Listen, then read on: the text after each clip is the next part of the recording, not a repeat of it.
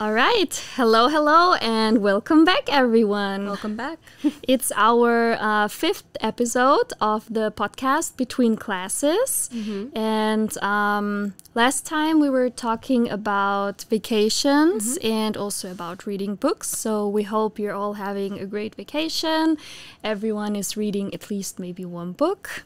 I was saying I'm reading maybe -1 books, but vacation-wise, it's been really nice. I'm just mainly staying here, but I think later this month I'm going to be going to Croatia, which is really that's cool. nice. That's nice. I was saying, but last time we did talk about some more like less serious things. We talked about vacation and reading, so like the fantasies, but now this time we're getting very serious, talking about real world problems. Very grown up this time. So our today's topic would be applying for jobs, also working on your CVs, how to present yourself. Later on, we will have a professional here.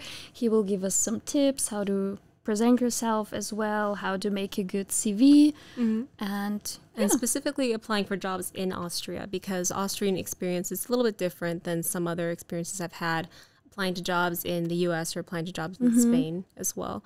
And I talked to some people in our program before, and some of the main concerns we have addressed is even though some companies, they want to, hire more internationals, they want to hire more like upcoming, talent, there's a language barrier is one of the main issues. They ask for, they'll say in their, applications that they want a level of English, but then they'll tell you in the interview they want also you to speak German.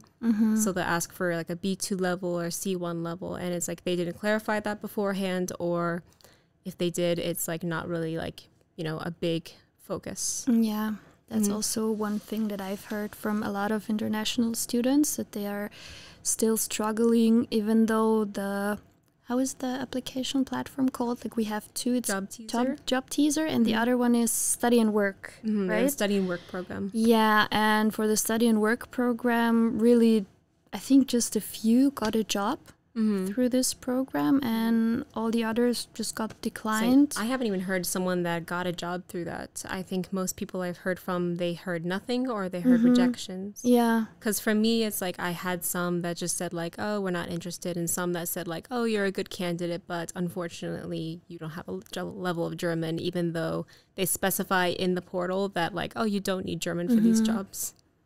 Yeah, that's might be very frustrating. And I think so also, especially here in Carinthia, we don't have that much companies. We just have 2 or 3 big companies that have international employees from everywhere. Like I know Infineon is a big one that employs internationals, and what are some other ones? Like I think Lem Research as well. Kellag, I don't know if Kellag takes, maybe. But hopefully. Kellag, if you hear this, give us some jobs, please.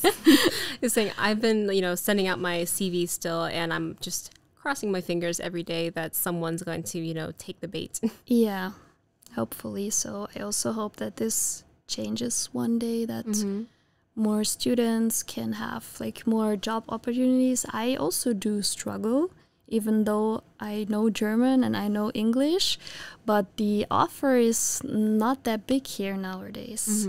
So all the time when I see any like job postings and I click on them, it's either in Vienna, in Graz or in Salzburg. It's very tricky to find here something that has to do with marketing. I was going to ask, how is it for you? Because, you do have, fluency in English and German, and you also have other languages under your belt, like French, Italian, and Russian. Yes.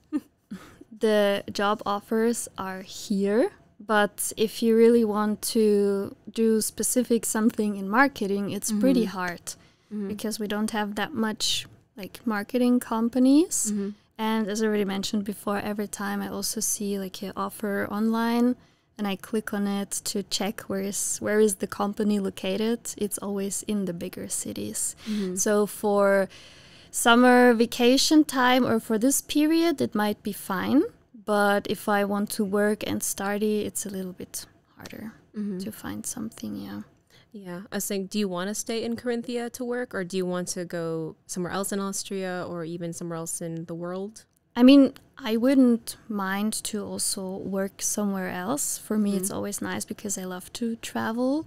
But besides my studies, I would like to have maybe something here, or maybe something that works with home office. And when I have like a day off, I could, I don't know, travel to Salzburg, for example, for one day to have a checkup or something. But maybe after my studies, I could work actually anywhere. That would be fine for me if I want to. Exactly. Yeah. And saying I'm like keen on maybe staying in Austria, but also I would maybe want to go to like Salzburg or something because, yeah, as you said, some of the opportunities are not here right now. And it's sad because the area is very beautiful and I would like to stay in the area, but there's not a lot of marketing jobs. Yeah, that's true. That's true. So maybe in the future, there will be even more of that as well. We'll start a marketing firm right now. Yeah, we could do that. So when you're preparing for a job interview, how do you prepare yourself?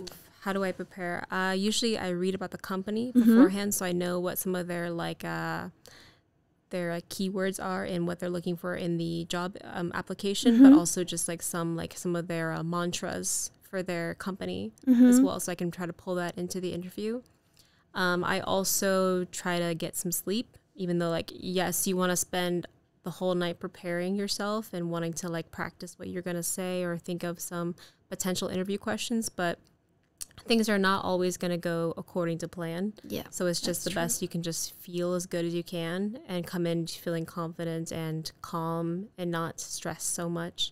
I know one tip my mom had given me when I was younger, every time I was nervous for an exam because I had like anxiety with like tests, she's like, you want to like raise your hands above your head, or you want to like put them on your hips, like make a confident pose, and it like makes you like, it changes something in your brain to feel more confident as opposed if you were just like, you know, hunched over or something. So those are some stupid things that I pull into my getting ready for the interview process. How about you? What do you do to prepare? I do a little research always about the company because sometimes I already had the situation that they asked, for example, when it was established, what makes the company special. Like a trivia.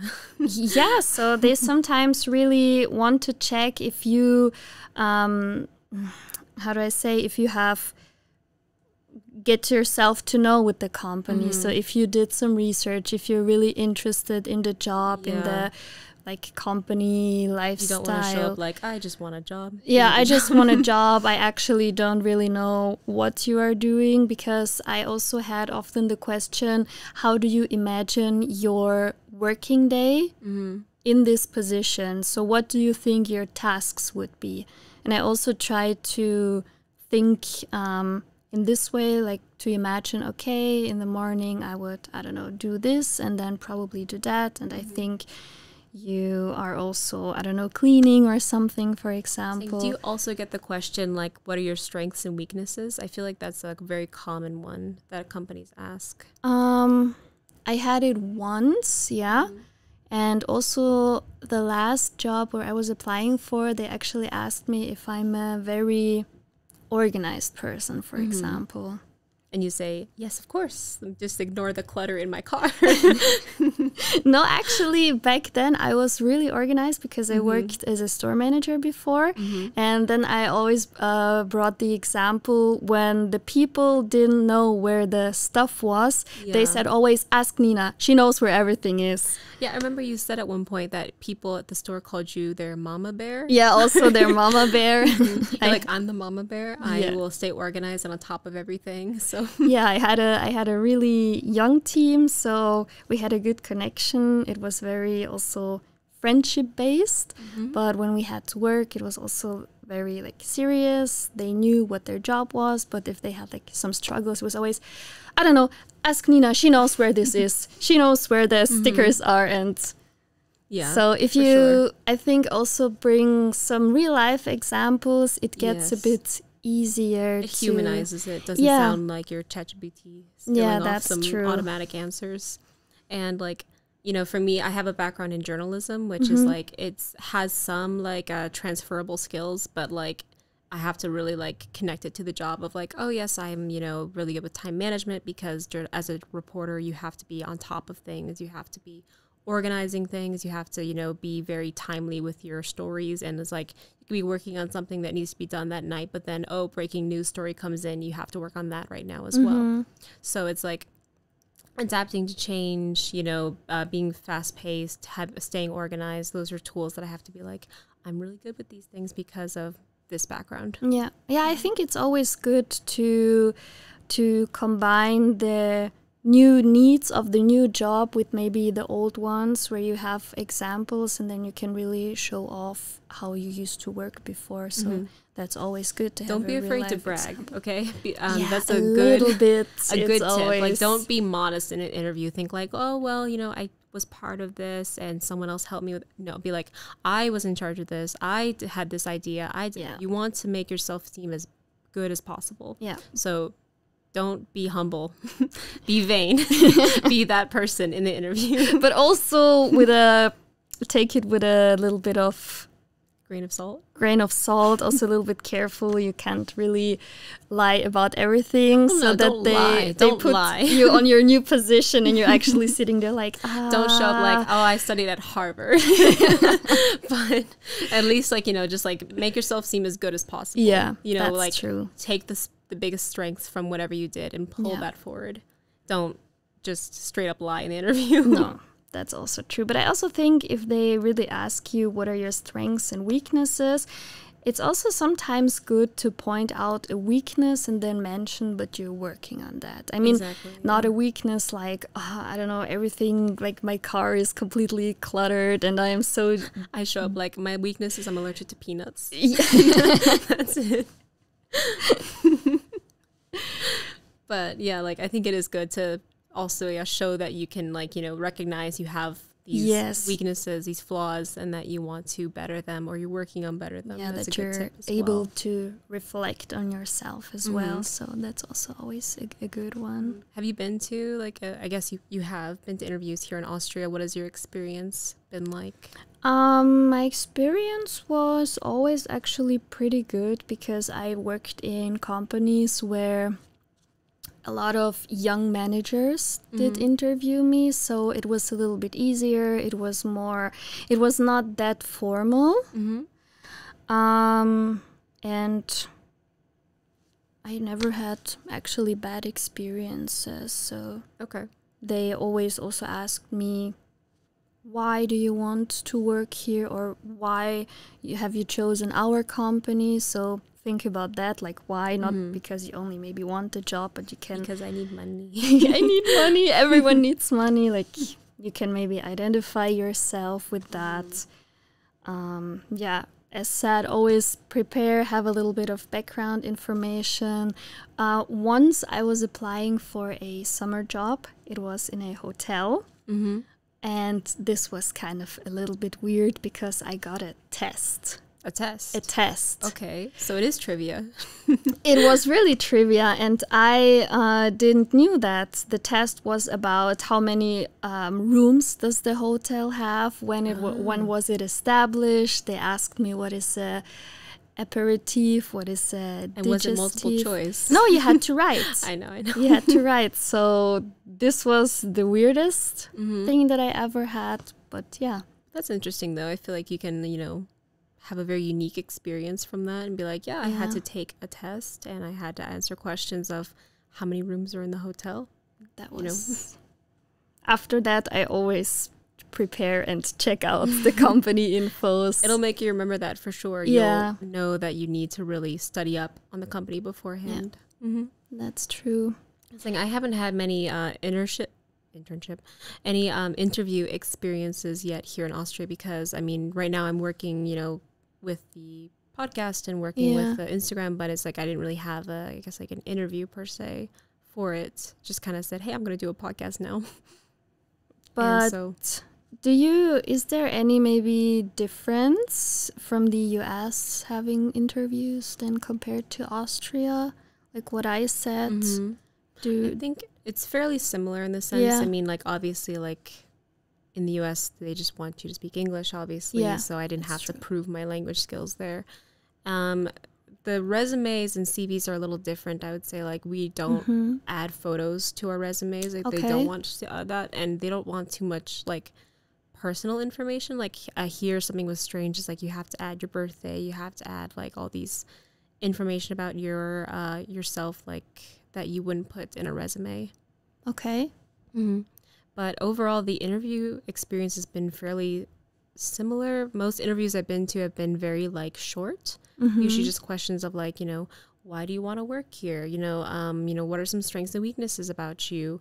In this scenario, what would you do? Or like in this, tell us about a time that you had to resolve conflict, or tell us about a time that you faced a challenge and you succeeded from that challenge, or you failed from that challenge. So pretty just like, you know, questions that you have to think on your feet for. And it's like usually beforehand, I would also like look up some typical interview questions so I can maybe have a somewhat prepared answer, or I would like nowadays I would ask ChatGPT like give me a fake interview so I can have an idea of what I would say, and then like maybe like write down some thoughts like, oh, that was a good point I made here, and so I can have that at the back of my mind for the actual interview. And something I would say I struggle with as well is like sometimes like when I'm trying to articulate something, it gets a little like caught for a second. I have to like really slow down and think about like, okay, this is my answer, and not just start like speaking. Yeah, I once heard that to make it not so kind of obvious or awkward that you're thinking about the question that you've been asked to. Normally they ask you always if you want to drink something. And so just get you a glass of water, and while you're thinking, just take a few sips. So they can take your DNA. They can take your DNA and sell it. And sell it. And clone you. And clone me, yes. And then put you as a worker. No, but just to feel yourself more comfortable, take a few sips, that it's not like the awkward silence, you know. Yeah. This sometimes also stresses people out. That's also, I get like nervous, my throat gets dry, so it's good to drink some water during the interview, before, after, all that. But I think maybe now we can invite our expert to come onto the couch with us. Should I join you over there? Yeah, join me. All right. Just adjust the mic so we both can speak. Hello. Hello. Hello. So we're joined now by our professor, Bernhard Guetz. And Bernhard, would you like to say a few words real quick and just introduce who you are? Yes, of course, as you know, but of course not all listeners know. So my name is Bernhard Guetz. I'm professor for marketing and especially digital marketing here at the Carinthia University of Applied Science, and program director of digital marketing and sales. And as I told you before the podcast, we have to do with many applications every year, so applications for the study program. But as you know, we also have job openings for students. So for the program, we have around 600 applications every year, and we read all of them. That's a lot. Thankfully, we have a department for that, but I get the CVs and have a look on most of them. I was like, so we feel special because he looks through hundreds of CVs and we got in the program. Yes. So we feel pretty good. Yeah, it's a really good thing. But real quick, we want to ask you some questions on, what was your experience when you were, around our age, applying for jobs here in Austria, Carinthia? Yeah, it's interesting. So thankfully, I listened your talk a few minutes ago, and I have to tell you some more things. So when when I applied for my first job, I also had a written test. The written test was 4 hours, and it was for an apprenticeship. An apprenticeship. Yeah, apprenticeship, Oh, wow. 4 hours written test. And after this written test, candidates were invited for the interview. So a two-step process for my first job. And to be honest, in most cases, I had more than one step. And the first step was not always the interview. So the biggest one was a 3-step procedure where I had an interview first, then an assessment center where you are tested for a half a day or so in a specific environment. And it was very funny because, for instance, we had to build a tower out of spaghettis. Really? Yeah, and that was the assessment center. And after the assessment center, you came to the real job interview. That's like really a unique experience. I feel like I would have never heard of something like that in the United States. So That's exciting. I feel like now I have to really prepare for all my skills before an interview. Like, okay, let me assemble some towers real quick. Let me, take a test real quick. But what was it like making that pasta tower? Yeah, it was super stressful for me because I've never done something like that before. Of course, they didn't want to test if we are able to build a pasta tower, but they wanted to test who is the leader in this group of people who never built a pasta tower before. And yeah, it was a good assessment, but to be in there was not so good for me, to be honest. Really? This was also my feedback for the assessment center, that they should test skills and abilities we should have for the job and not some other things. What job description was it, or what kind of job was it? Yeah, it was a management job in a food company. Okay. That's kind of creative, I guess, to be like... It's creative, but interestingly, they don't produce pasta. so they had to buy it. Okay. So I say even more creative if it was something that they produced, but, teach their own. And have you had any other, difficulties? Have you applied to jobs in any other countries or any other regions of Austria? Yeah, speaking about difficulties, so I lived in Styria for some time. Of course, I also worked there and also had to apply for jobs there.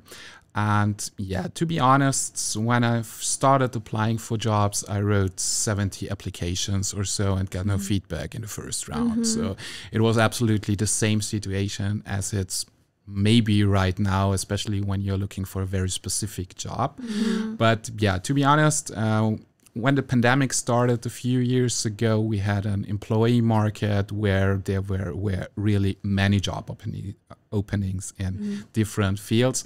And now the wave is going down a little bit and it's turning the other way around. I think that's the fear we have. I think that we're going to graduate and we're not going to be able to find work immediately. And we're going to be having to, eat away at our savings, and that's going to be the issue. So do you have any recommendations for what to do during that kind of waiting period? Yeah, to be honest, as you know, in our 6th semester, we have our internship plan. So usually every student is able to find an internship. And if you mix this internship with your interests, usually you have a step in the door in this company, at least. But when you're waiting for specific jobs, maybe in the meantime, so that's how I did it sometimes. So there are always open jobs. So maybe you have to give it a try with an open job you won't do for many years. I think sometimes you have to maybe lower your expectations of your dream job and just really do something so you have also the experience, the work experience. So this is the theme of the episode, give up on your dreams. No, not to give up. Okay. No, but to be honest, when you have a look on my CV, so for instance, I always wanted to work in sales first, so I started with sales. Then I transferred to marketing, and now I'm working at a university. If you had asked me 10 years ago if I want to work in a university, I would have said no, of course not. But yeah, it's at the moment the right job for me, and this also changes from time to time. I think especially when you're looking for jobs, don't be too specific. Have an idea of the field you want to work in, have an idea of the things you would like to do, maybe also of the motivation, maybe also of the team you work with. And I would say that's it. And then you have not 10 open jobs, even not in Carinthia, but you then have 100 open jobs, and just give it a try. So sometimes I went to interviews and thought, okay, this job will be the best job in the world. And I was in the interview, and after the second or third sentence, I knew, okay, I never will work in this company. Yeah. And it could also be the other way around. So you can apply for a job, you think, okay, that's not my dream job, but you're in the company and in the interview, and then you realize, okay, those people are so nice and the company culture fits so good to my beliefs. Let's give it a try. Okay. I was saying, and have you heard anything from some students in the DMS program about applying for jobs? Are they having some difficulties or asking you for advice right now? Yeah, I also realized that there is this issue with German as spoken language, not because it's mandatory for every job, but I realized that many companies want at least a basic level of German, so you can speak to the Austrians at least in the breaks or so, even if the company language is English. So Nina told about the big companies here in Villach. It's Infineon, the biggest one, and Lam Research, also a very international company. We have some more international companies in Carinthia, like Flex and some other companies, but yeah, I would say there are not really more than 10 international companies in Carinthia where the company language is English. So when you apply for jobs in those companies, it is possible to work there without any knowledge of German. For all the others, it's better to have at least some knowledge of German. Saying because I'm practicing, but it is a difficult language to learn. Yeah. Saying, but you know, I'm still trying to make progress right now. Yeah, and you also have this issue with Carinthian, so it's the Yeah. dialect. Yes. Yeah, it's I again can a feel little bit okay. different to German. Yeah. I can feel okay with having the high Deutsch, but then I come into a coffee shop and then they're saying something and I'm like, what is that? What do I say? But yes, also we brought in some of our CVs if you wanted to take a look at them and maybe give some advice on how to format a proper CV and, you know, some strengths and weaknesses of our CVs right now. Yeah, of course. So we start with the CV of Claudia, who is not in front of the camera today, but behind the scenes. Behind the camera. Behind the scenes and behind the camera.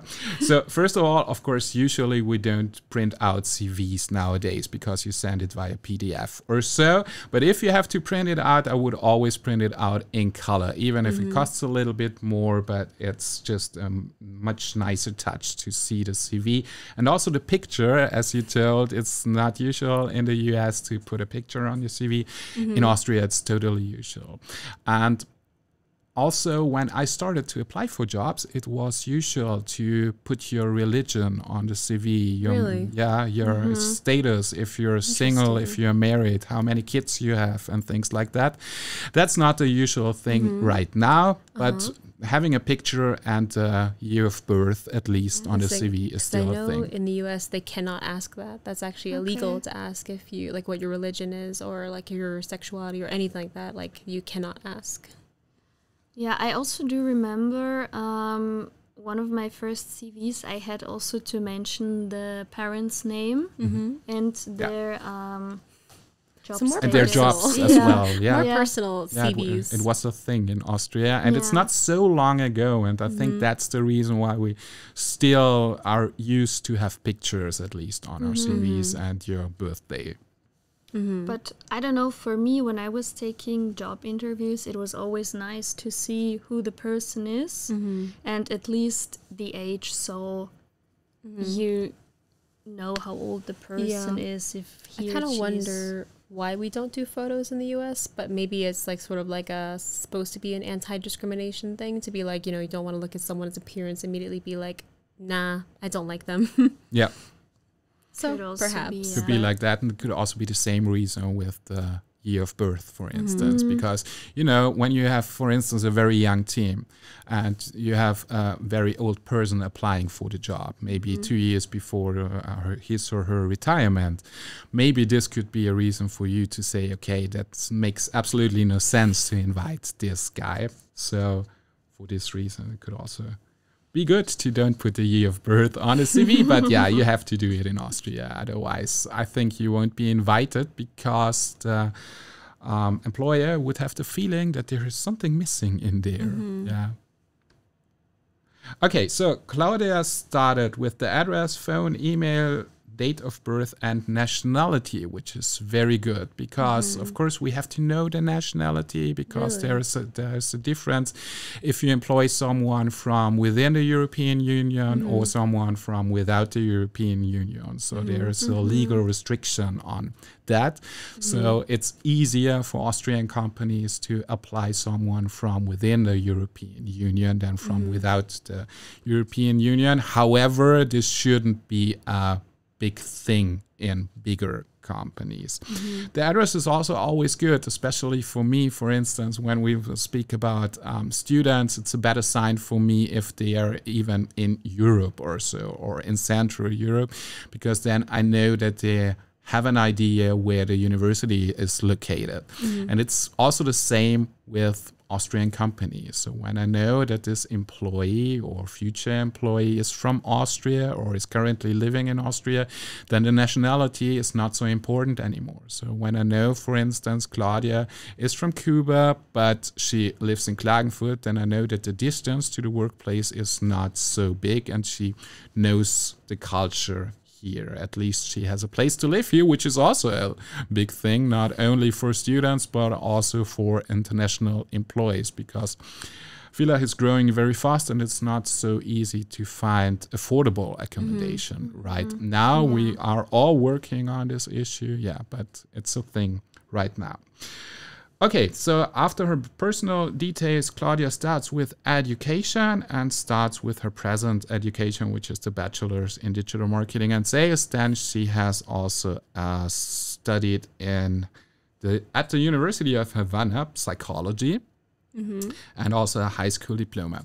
That's good, and it's more than enough for Austrian employers. So nobody wants to know where you have visited your primary or secondary school.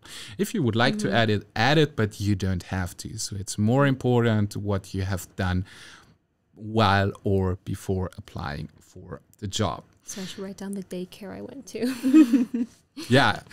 You could put everything in your CV, but keep it short and simple, so as good as possible. At the job fair, I also made a CV check, and the lady over there, she told that you can sum up your mandatory school years and then just mention at which school you have been, and that's it, and you don't need more. Absolutely, that's more than enough. And then Claudia lists her work experience, and she starts with a job in Cuba again, then au pair in Austria, and community content production manager in Austria as well. Unfortunately, she starts with the job that she has done a long time ago or a longer time ago. So the good idea would be to always start with your current job or the last job you had done, because that's the most interesting for me if I read a CV. And on the left-hand side, she has knowledge and skills. She has her language skills and IT skills, and that's it. So I like the length of the CV. It's super to read it, so I can read through almost everything in 2 minutes or so. And usually, if I have to employ you, you don't have more than 1 minute or so to let me make the decision if we should invite you based on your CV or not. Of course, there are also other factors, but we also have this factor, the CV itself. So what is a little bit missing in Claudia's CV is, this term from marketing is the unique selling proposition. So what is super special? And this does not have to be something professional. So when we think about marketing jobs, maybe there's a job opening in Photoshop editing. So you could say, I am the best Photoshop editor in the world. Then nobody would believe you, because why should the best Photoshop editor in the world, first of all, work for my company, and second of all, be in Austria? So I think professional skills should be there, but in most cases, the professional skill itself is not the unique selling proposition. In most cases, your personality could be the unique selling proposition. So one of my favorite jobs was with a team. They were very loud, they were aggressive, some kind of, and the company was looking for a manager to lead the team. And I got the job, and a few months after I got the job, I asked them, why did you choose me? There were so many applicants, and applicants with much more experience, also in conflict management and things like that. And they told me, it's just, we don't believe them that they are able to solve the conflict. you were the calmest person in the whole interview. You were the calmest person in every situation, in every assessment we gave you. And we thought if we put such a calm manager in this team, they will also calm down. And it is how it worked. So in this situation, I would never have thought of, okay, to be calm is my strength. But they saw this strength in me. So realizing what your personal strength is maybe sometimes much more important than your professional strengths, because you have them anyway. Yeah, I think that's a good tip, to put down some of your personality traits on there. That can be something that is, you know, not even just fully professional based, but just something that's interesting. Yeah. And another thing I love to read in CVs is personal interests. Yeah. So not the very general ones. If you have a very specific personal interest, so for instance, reading books about French art or so, this would be super interesting, because then we have a thing to speak about in the job interview, which has nothing to do with your professional skills. Do you have an example of that? Have you read a CV where you're like, oh, I really like that, you know, interest that they have? Yeah, many CVs. So I had this example with books about French art. But yeah, I also had one. It was a student actually, and she read that she always wanted to be a rock star. And when she's not studying, she wants to play with her band and tour the world, just to let me be aware that she's not always available for studies. Okay. That was not such a good argument, but all the others were great. All the others were great, because yeah, she told me that then in the interview, but I invited her because I thought that the story is so great to just be open. There's also a life outside of studies and also a life outside of your job, and it has to fit in your profile. Yeah, for sure. I think maybe you're a little biased with the rock star background. Of course. So if you don't know, Bernhard loves metal. He's actually going to a music festival next month. Music festival, yeah. And this week, so tomorrow I'm going to a concert in Vienna, and also next week in Vienna. So maybe I should transfer there. So if you're applying, put down that you really like metal. No, of course you don't have to. Yeah, but to be creative is a thing in digital marketing. So some kind of creative. And creativity has many different aspects, and it could be music, it could be art, it could be just creating texts. Or I also had a student, he told me that she always wanted to be a writer of novels, not of advertising messages. But he realized that writing advertising messages is a little bit easier for him than for other students. Yeah, for sure. Saying, okay, so would you mind going over the second CV? Yeah, of course. So the second CV is from Sophie. So it's very professional, also very professional designed. The only thing I would say when I have a look on it in a first second, it's much too long. So there's so much text in it. I cannot read through all of this in 1 minute, and I cannot understand it in 1 minute. The good thing, you wrote some things in bold and other things not. So I can go through all the bold things. The question would be, why are the other things there then? So the first thing I would try is to just keep it with the bold information and delete all the other information.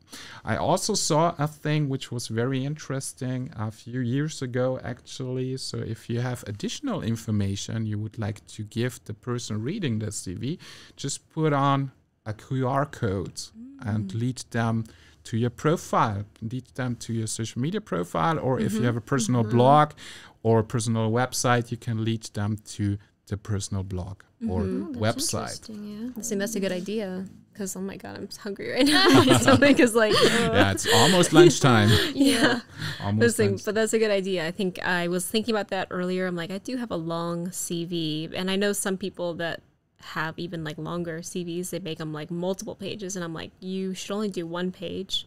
But I think I am trying to fit a lot of information into one section. Yeah, actually, so it's only 1 page. So I don't know if you have ever seen applications for professorship openings or so.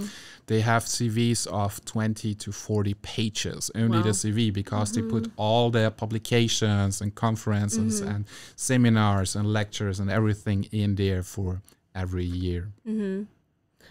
It would be good, though, I think, with the QR code. I can also link some of my old journalism work on there. Absolutely. You can put much more information in one page then. And also, I really like how you created the CV, because you start with your name, then digital marketing and sales. And on the right-hand side, you have the phone number, you have your email address, you have your address, your LinkedIn page, as well as your birthday and where you was born. And also here you can think about, because usually it's a PDF, you can think about linking everything with hyperlinks. So a direct link to your LinkedIn profile, maybe a direct link to a phone number, because you know, nowadays many of us are using device systems on computers. So for instance, I don't have a phone anymore. I phone everyone with my MS Teams. So I have a phone number, but if I click on that number I see right here, I can directly call you, for instance. Oh, I never heard about linking anything. So that's very interesting, yeah. Yeah, it's a good tip for sure. Yeah, so just make it easy for the person that wants to employ you. You want my phone number? Here's my CV. Here's my CV. Okay, then you're starting with an interesting quote. I won't read all of it, and you see the point here. So start with a quote. It's a good idea, but make it super short. So only one sentence, and this in bold. And that's it. So then you start with your work experience. It's perfect. So as I told you, I would just go with the bold written text. And yeah, that's it. Then you have language. English is your native language, Spanish and German. Maybe also with the languages, just as an idea, you can put the flag of the language in your CV, because that looks much nicer than just writing Spanish on your CV. Okay. Just as an idea. Just have it all emojis only. All emojis, yeah. At the end. You know, employers are also getting younger and younger. They don't want to read so much anymore. Okay, and on the right-hand side, you have your education. Also here, you start with the Carinthia University of Applied Science, the University of North Texas, as well as Dr. Justin Wakeland High School. And under that, you have your skills and your interests. And as I told you, for me, skills are important. Interests are super important. Make it a little bit bigger. Make it a little bit more visible for me. And maybe you can also, so you have many interests here. Maybe you can highlight 3 and give an example of why you like writing so much, for instance. Yeah, of course. All right. Well, thank you so much for those tips, Bernhard. Sure. And I think we're probably going to wrap things up soon. We're running out of some space on the card. So thank you so much for joining us on this episode of Between Classes, our 5th episode again for July. And thank you again to Bernhard for joining us. Yeah, thanks for having me. Much. Hope you enjoyed this episode. And if you have any questions about, you know, applying for jobs in Austria or organizing your CV, you can leave questions in the comments below, or you can also reach out to us on our Instagram. And see you next time. Okay. Bye. Bye-bye.